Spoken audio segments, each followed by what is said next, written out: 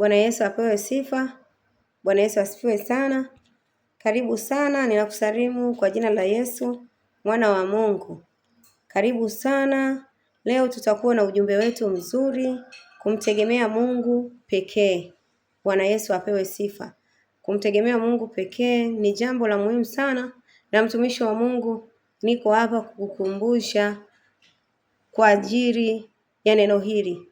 Karibu sana, tuendelee tukaangalie somo letu kutoka kitabu cha Mwanzo 12 mstari wa kwanza mpaka mstari wa 4. Biblia inasema, Bwana akamwambia Abrahamu, toka wewe katika nchi yako na jamaa zako na nyumba ya baba yako, uende mpaka nchi nitakayokuonyesha. Nami nitakufanya wewe kuwa taifa kubwa na kukubariki na kulikuza jina lako, nawe uwe baraka. Nami nitawabariki wakubarikio, naye akulaanie nitamlaani, na katika wewe jamaa zote za dunia watabarikiwa. Basi Abrahamu akaenda kama Bwana alivyomwamuru. Lutu akaenda pamoja naye. Naye Abrahamu alikuwa mtu wa miaka 75 alipotoka Harani. Mtakatifu Yesu, libarikiwe jina lako lipitalo majina yote. Asante Mfalme kwa ajili ya saa hii na wakati huu. Mungu, tunaomba neema yako ikafunike, damu yako yenye thamani Baba ikatamaraki mahali hapa, ukathibitike peke yako Mungu. Kaseme nasi Mungu, sema na watoto wako katika jina la Yesu, amen. Bwana Yesu apewe sifa sana. Kumtegemea Mungu peke yake. Wapendwa, kumtegemea Mungu peke yake. Ibrahimu aliamua kumtegemea Mungu peke yake. Bwana Yesu apewe sifa. Hata wakati anapewa maelekezo, anaambiwa kwamba nenda kwenye nchi ambayo yeye hakuwahi kuijua, ambayo baba yake hakuwahi kuishi, lakini Ibrahimu alichukua hatua ya kumtegemea Mungu peke yake. Tazama, alikuwa hana nauli, alikuwa hana pesa, alikuwa hana chochote. Lakini nataka nikwambie mtumishi wa Mungu, Ibrahimu akaenda kama Bwana alivyomwambia. Bwana apewe sifa sana. Tukisoma Warumi 4:20 mpaka 21, hakusita kwa kutokuamini, bali alitiwa nguvu katika imani, akimtukuza Mungu, akijua ya kuwa Mungu aweza kutimiza aliyoyaahidi. Ibrahimu hakuwa na namna yoyote ile anayoielewa. Hakuwa na pesa ya kwenda nchi ambayo sio ya baba yake, nchi ambayo Mungu alimwagiza. Ibrahimu alichokifanya, aliamua kufata maelekezo ya Mungu. Alimwamini Mungu peke yake. Bwana Yesu apewe sifa sana. Kwa hiyo mtumishi wa Mungu, nipo mahali hapa kukutia moyo. Wewe ambaye mambo yako hayajakaa vizuri, niko mahali hapa kukutia moyo. Wewe ambaye unamwamini Mungu, endelea kumwamini Mungu. Nipo hapa kukutia moyo. Wewe ambaye hujui ufanye nini mpaka saa hii, unaona mambo hayaendi, unaona mambo hayasongi, lakini ninapenda nikukumbushe, Bwana atusaidie. Hebu nenda uamue neno moja, kumwamini Mungu. Ahadi za Mungu ni za milele. Ibrahimu akakubali kwenda na Bwana, akaenda kwenye hiyo nchi, na Mungu anamuahidi kabisa, wote watakao kubariki watakuwa wamebarikiwa, na watakao kulaani watakuwa wamelaaniwa. Kitu ambacho tunajifunza mahali hapa ni kuamini tu kwamba yupo Mungu ambaye anaweza. Ni kuamini tu kwamba yupo Mungu ambaye asiyeshindwa. Ni kuamini kwamba hata kama nitapitia mahali gani ni pagumu, hata kama nitapitia misukosuko, nitapitia heka, nitapitia dharau, hata kama sina ninayemfahamu, lakini nimeamua kumwamini Mungu peke yake. Yaani mimi ninakoenda sina ninayemfahamu, nimeamua kumwamini Mungu peke yake. Ninaenda kwenye interview, sina mtu ninayemfahamu, nimeamua kumwamini Mungu peke yake. Ninafungua biashara, sina referee, sina wateja, nimeamua kumwamini Mungu peke yake. Ninasoma hii kozi, sina ninachokielewa, au sina namna ya hii kozi nitakavyoimaliza, au sina namna ya hii kozi nitakavyoilipia, lakini mimi ninamwamini Mungu peke yake.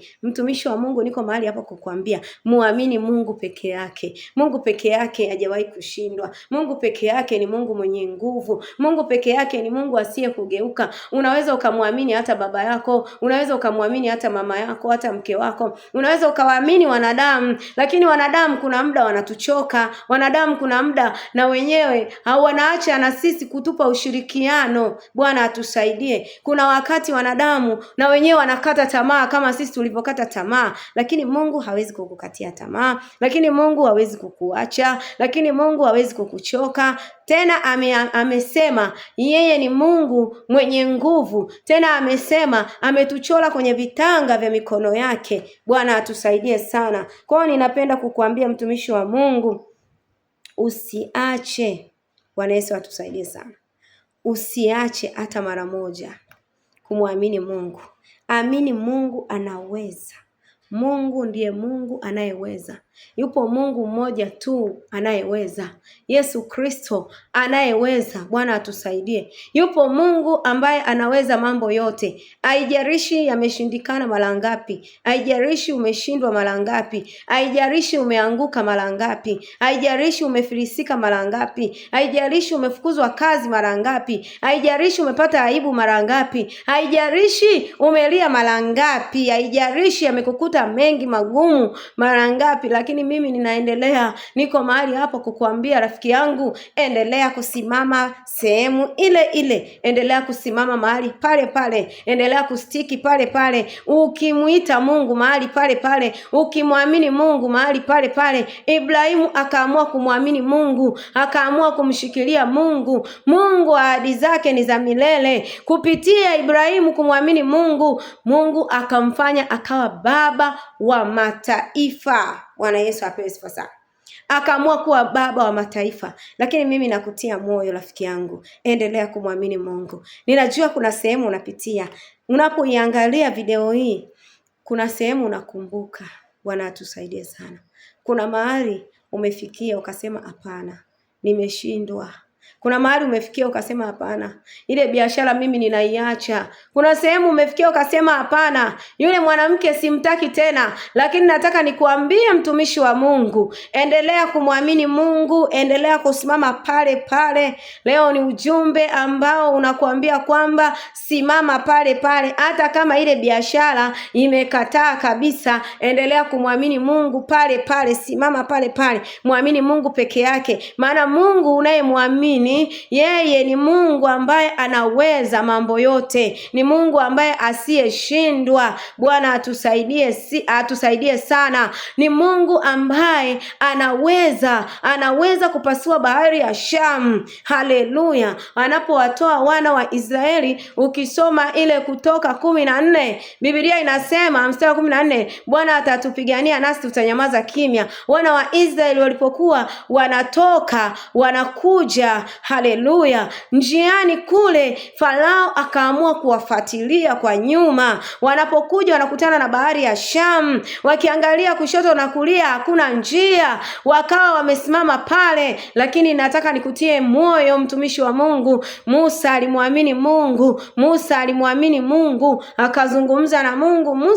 Mungu akamwambia Musa, una nini mkononi mwako? Akasema nina fimbo. Ile fimbo Musa akanyosha, akachapa bahari, maji yakagawanyika, wana wa Israeli wakapita salama. Napenda nikuambie kwamba sisi tunaomwamini Mungu njia zetu ziko hivi. Tunapomwamini Mungu saa nyingine tunakuaga hatuna chochote. Nikuambie kabisa, hatuna tunayemfahamu, hatuna tunachokijua, hakuna namna ya kufanya. Lakini kwa sababu tunaye Mungu, tunaye Baba, tunaye Mungu mwenye nguvu, tunaye Mungu mwenye uweza, Mungu mwenyewe huwa anajitwalia utukufu. Mungu mwenyewe huwa anatenda. Mungu huwa anashangaza watu. Bwana atusaidie sana. Mungu huwa anatenda mambo makuu sana, na Mungu ametenda sana kwa watu wengi sana. Akampa Sara mtoto kwa miaka hiyo aliyokuwa nayo, mtu mzima yule. Mungu akampa Sara mtoto, akamfanyia kicheko. Biblia inasema Sara akasema, Bwana amenifanyia kicheko, kila atakayesikia atacheka na mimi. Mtumishi wa Mungu, kwa nini unapata wakati mgumu? Mtumishi wa Mungu, kwa nini unawaangalia waganga? Mtumishi wa Mungu, kwa nini unawaangalia watu? Kwa nini unaangalia vitu? Nikwambie kuanzia leo, na kuambia mtumishi wa Mungu, kwa jina la Yesu Kristo wa Nazareti, muamini huyu Yesu. Amini Mungu peke yake. Kuna sehemu unaenda. Yesu atusaidie. Nimeona watu wengi, hata mimi maisha yangu nimemwamini Mungu peke yake. Nimejifunza sana kumwamini Mungu, na ndio maana nakuambia ukimwamini Mungu inalipa sana. Ukimwamini Mungu hautakwama milele. Ukimwamini Mungu kila kitu kitakuja. Yesu atusaidie sana. Kuna watu wanadhani wakikaa wenyewe kwa akili zao wataweza. Hapana. Bwana Yesu atusaidie sana. Ukisoma Mithali 3:5 Biblia inasema, mtumaini Bwana kwa moyo wako wote, wala usizitegemee akili zako mwenyewe. Bwana atusaidie, usizitegemee akili zako mwenyewe. Mtumishi wa Mungu, napenda kukuambia muamini Mungu peke yake. Muamini Mungu peke yake. Usizitegemee akili zako mwenyewe. Bwana Yesu atusaidie sana. Njia za Mungu hazichunguziki rafiki yangu. Napenda nikuambie, pale ulipokwama, ule ugonjwa uliokukamata, yale maneno ulioambiwa na daktari kwamba huu ugonjwa utakuua, huwezi kupona. Umeambiwa kwamba wewe huwezi kupata ajira. Umeambiwa kwamba wewe huwezi kupata mtoto. Umeambiwa na wanadamu, lakini leo Mungu anasema kupitia kinywa cha mimi mtumishi wake, kama vile aishivyo ndivyo maisha yako yatakavyosimama, ndivyo maisha yako yatakavyokuwa na chumvi, ndivyo maisha yako yatakavyokolea, yatakavyokuwa mazuri, utakavyoinuliwa, utakavyopandishwa, utakavyopaishwa kwa jina la Yesu Kristo wa Nazareti. Mungu akutendee mema, Mungu akuinue, Mungu akusaidie. Ninahitaji kukuona unamwamini Mungu peke yake. Hemu achana na vitu vingine, achana na hivyo visaidizi. Hemu weka visaidizi chini, ingia mzima kwa huyu Mungu. Mungu atakutendea maajabu. Nami ninakubariki katika jina la Yesu. Ninakuambia ukawe kama baba yetu Ibrahimu alivyokuwa akimwamini Mungu. Na wewe endelea kumwamini Mungu. Hazirongazi umeshamjua Mungu, endelea kumtegemea Mungu, wala usikate tamaa, wala usirudi nyuma, wala usilie. Bwana atusaidie sana. Muda wa kulia umekwisha. 2025 tuko mwishoni, tunaingia 2026. Ni mwaka wenye ushindi, ni mwaka wenye nguvu, ni mwaka ambao utakao usahau kwenye maisha yako. Wewe kaa tu ukimungoja Bwana. Wewe tu endelea kumwamini Mungu. Amini ahadi za Mungu ni za milele. Neno la Bwana alijipingi, mtumishi wa Mungu. Nami ninakutakia kila laheri, ninakutakia uzima tele, ninakutakia nguvu na mamlaka. Mungu aendelee kukutumia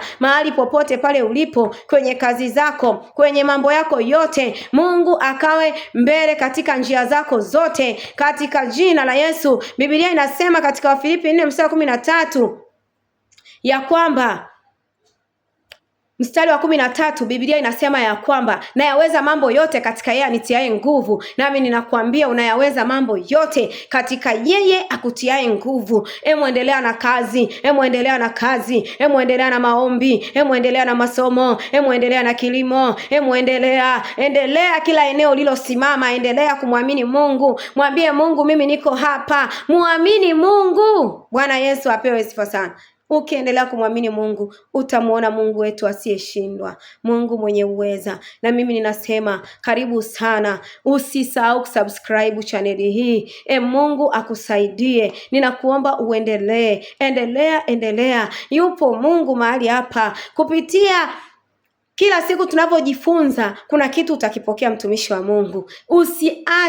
Usiache kumuomba Mungu. Na mimi sitoacha kukuombea katika jina la Yesu. Tunaendelea kukuombea watumishi. Tunaamini Mungu yupo. Mungu atatenda, na Mungu ametenda zaidi na zaidi. Na kwenye maisha yako Mungu anaendelea kutenda. Hata hivi ninavyozungumza na wewe, kuna mambo yananyoka, kuna mambo yanakwenda, kuna mambo yanabadilika. Endelea kupokea neema ya Mungu, iendelee kukufunika katika jina la Baba na la Mwana na la Roho Mtakatifu. Amen. Komenti yako niwekee amen.